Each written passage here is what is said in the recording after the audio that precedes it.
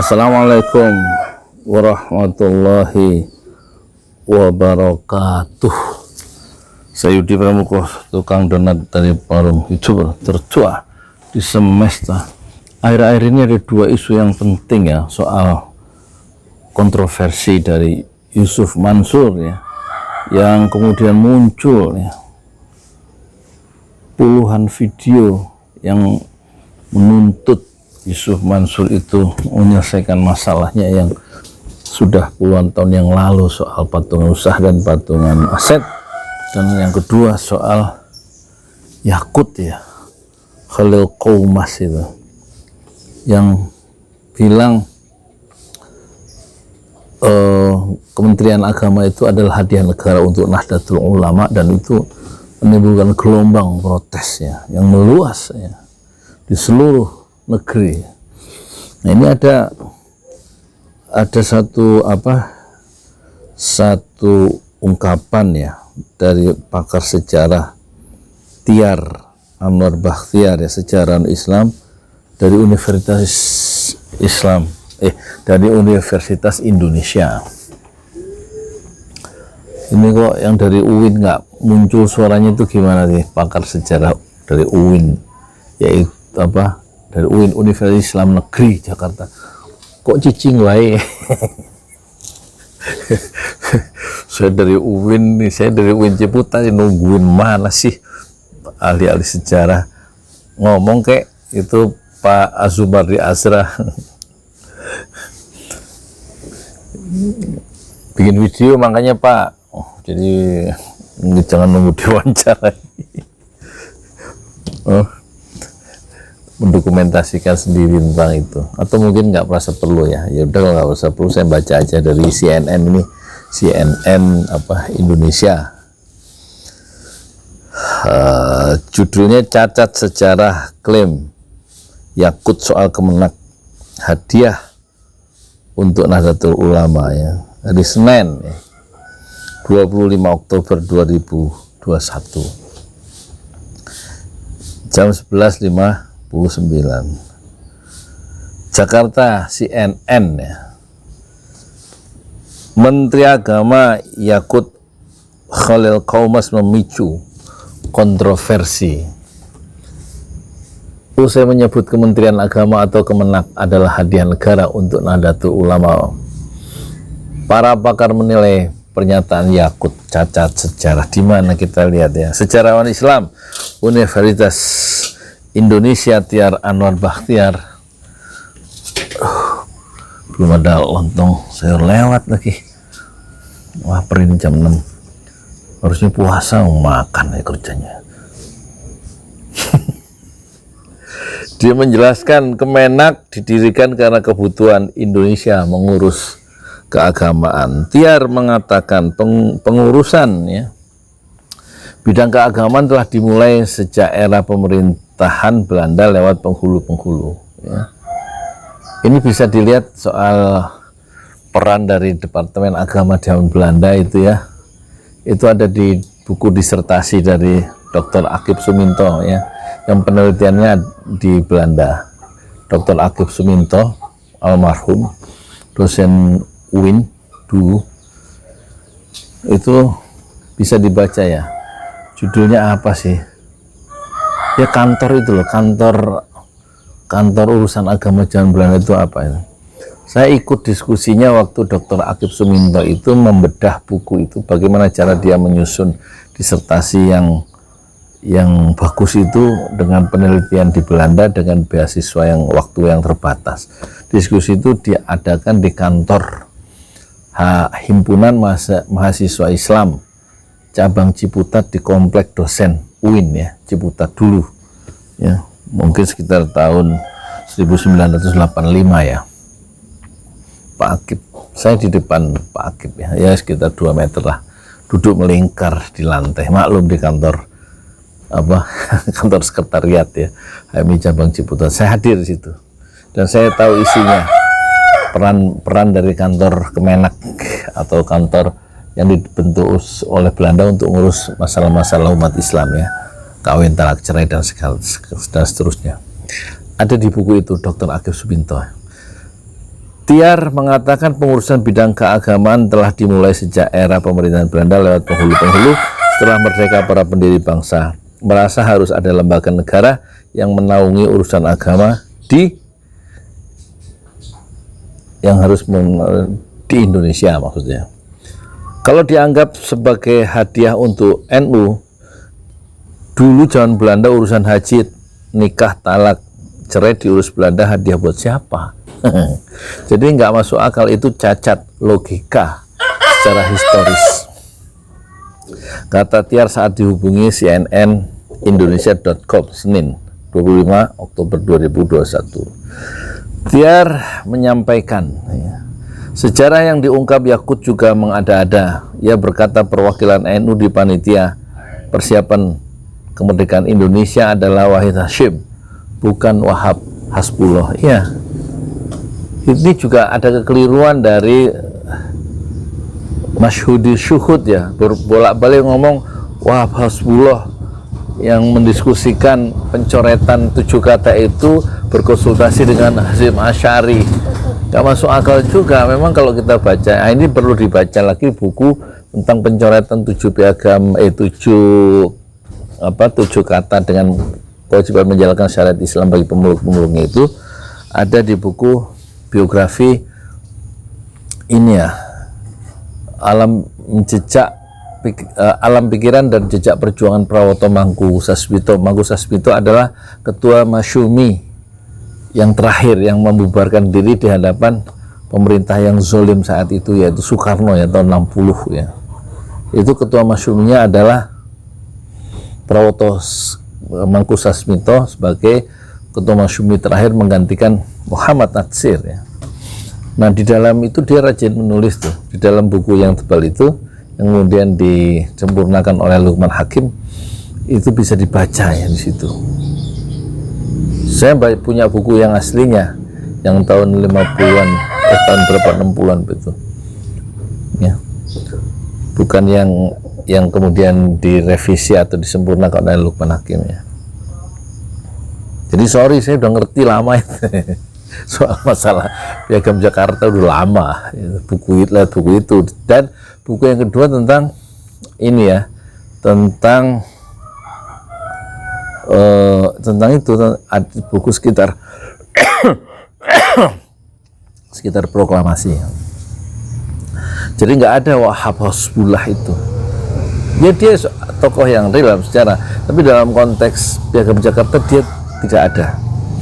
Saat diskusi soal penghapusan 7 kata Piagam Jakarta, Hasyim pun tak ikut. Kala itu Hasyim berada di Surabaya karena sedang sakit ya. Nah, yang nggak ikut juga adalah Kasman Singodimedjo.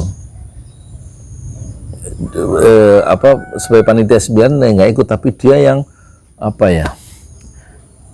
yang semacam menerima kompromi, dicoret, tapi nanti kita perjuangkan lagi dalam sidang konstituante 6 bulan kemudian, kata Soekarno. 6 bulan kemudian kita bahas dulu, kita bahas lagi soal 7 kata yang dicoret itu. Si Kasman nggak mau sebenarnya, makanya dia orang yang paling ngotot dalam konstituante nanti memperjuangkan dasar Islam, Kasman Singodimedjo itu, karena dia merasa menyesal ya. Dia sebenarnya semacam di fait accompli kan, dia kata di buku Prawoto itu baru keluar dari baru datang dari luar kota, terus mendapati 7 kata itu kalau nggak salah sudah dicoret dan dia nggak bisa apa-apa gitu loh. Kasman itu kayak nggak tahu persoalan aslinya, padahal itu penting. Nah, ini masalah ini juga bisa dilihat di video panjang misteri 18 Agustus yang diungkapkan oleh Pak Nasir ya. Pak Nasir, kawan dari Prawoto Mangku Sasmito dan ketua Masyumi selama 9 tahun, Pak Nasir. Ada di videonya waktu dia ceramah di masjid di Tanah Abang Al Munawar, ada di video di YouTube ya, cari 1 jam lama itu tentang misteri 18 Agustus. Yalah itu Sabtu pagi itu dicoretnya 7 kata itu. Ini sekedar untuk melengkapi Pak Tiar ya. Saat diskusi soal penghapusan 7 kata Piagam Jakarta, Hasyim tidak ikut. Kala itu Hasyim berada di Surabaya karena sedang sakit. Tiar menyebut juru damai saat itu bukan Wahab Hasbullah, melainkan Kasman Singodimedjo. Tasman menengkahi perdebatan antara Muhammad Hatta dan Ki Bagus Hadikusuma soal 7 kata Piagam Jakarta. Saya kira berlebihan Yakut ini. Kasihan publik dikasih data yang bodong. Iya betul. Jadi kehilangan perspektif sejarah ya Yakut ya. Jadi dia mana ngerti sejarah loh, wong dia itu ngertinya bagaimana membenci Front Pembela Islam dan HTI. Dalam video-videonya itu bagaimana dia menangkal Habib Rizik ya kan? Itu. Jadi dia bukan seorang akademisi, dia seorang politisi atau seorang aktivis GP Ansor ya. Jadi dalam konteks ini kita harus lebih percaya pada Tiar ya, seorang akademisi yang lebih mengedepankan soal kejujuran intelektual berdasarkan data-data sejarah, sumber-sumber primer. Dia juga mengatakan Kemenak itu ya, tidak selalu dipimpin perwakilan Nahdlatul Ulama. Menak pertama, Menteri Agama pertama adalah HM Rashidi. Ya. Di sini tulisannya Rashidi, nggak pakai HM. Yang berafiliasi dengan Al-Irsyad Al-Islamiyah. Ya. Rashid juga merupakan keluarga besar Muhammadiyah. Tiar mengatakan dominasi Menteri Agama dari NU baru mulai pasca reformasi. Ia menyebut hal itu terjadi karena keberhasilan Nahdlatul Ulama ya menyokong penguasa. Hal serupa juga disampaikan pengamat politik Universitas Al-Azhar Indonesia Ujang Komarudin. Al-Azhar Indonesia ini letaknya di Kebayoran Baru ya, di Masjid Agung Al-Azhar. Ujang berpendapat Yakut salah kaprah soal Kemenak hadiah negara untuk Nahdlatul Ulama. Ujang berkata dominasi NU di Kementerian Agama mengental karena kedekatan dengan pemerintahan Joko Widodo. Sebagaimana dulu juga kedekatan dengan rezim Soekarno, Nasakom, nasionalisme agama dan komunis. Itu kan agamanya di situ Partai Nahdlatul Ulama. Jadi tidak bisa dijelaskan kenapa Saifuddin Zuhri, Kiai Haji Saifuddin Zuhri, Menteri Agama di zaman Soekarno, karena memang Nasakom adalah gagasan Soekarno yang menyokong pemerintahan Soekarno ya. Nasakom. Digendong ya. Cucu ya begitu. Namun hal itu tidak serta-merta membuat NU berkuasa penuh atas Kementerian Agama. Kalau semua pejabat pikir seperti itu repot, nanti Kemendikbud hadiah negara untuk Muhammadiyah, lainnya misalnya Kemensos hadiah untuk PDIP. Kata Ujang saat dihubungi CNN Indonesia Senin ya. Ujang menyoroti respon cepat ya pengurus besar Nahdlatul Ulama PBNU dalam membantah Yakut. Ia menilai langkah itu diambil karena PBNU tidak mau menerima dampak negatif dari pernyataan blunder. Yakut blunder itu beda dengan blender ya. Blunder itu kesalahan fatal ya.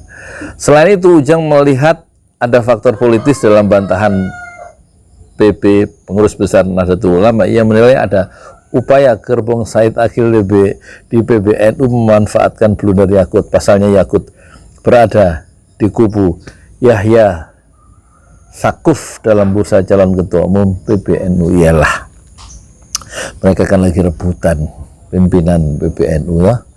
Kelihatannya diolah. Saya meyakini menganalisa Said Akil akan maju lagi 3 periode. Kemarin sudah ketemu Jokowi, kelihatannya tidak mau kursi PBNU beralih ke tangan Gus Yakut atau kakaknya Sakuf. Yahya Sakuf ini dulu yang mengumumkan ya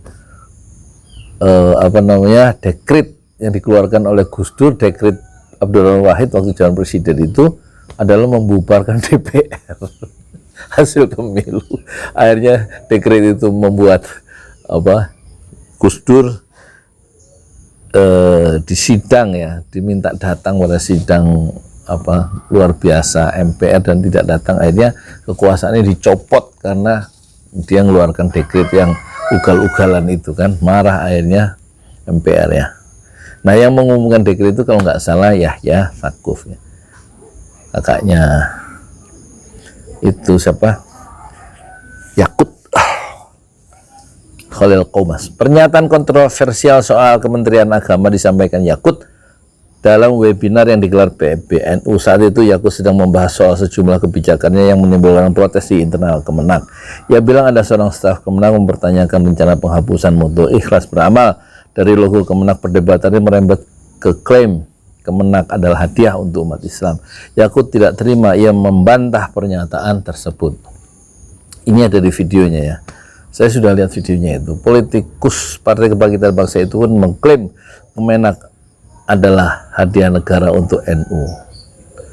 Nah, ini ucapan Yakut. Saya bantah Kemenak itu hadiah untuk NU, bukan umat Islam secara umum, tapi spesifik untuk NU. Saya rasa wajar kalau sekarang NU memanfaatkan banyak peluang di Kemenak karena hadiahnya untuk NU, kata Yakut RMI PBNU yang diunggah oleh kanal YouTube TVNU Rabu 20 Oktober. Saya sudah lihat ya gaya dan orasi atau artikulasi intelektual dari Yakut soal bahwa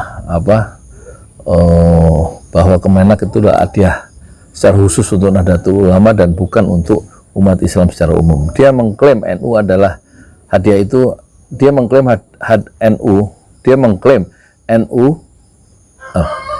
dia mengklaim hadiah itu diberikan berkat jasa NU di awal kemerdekaan.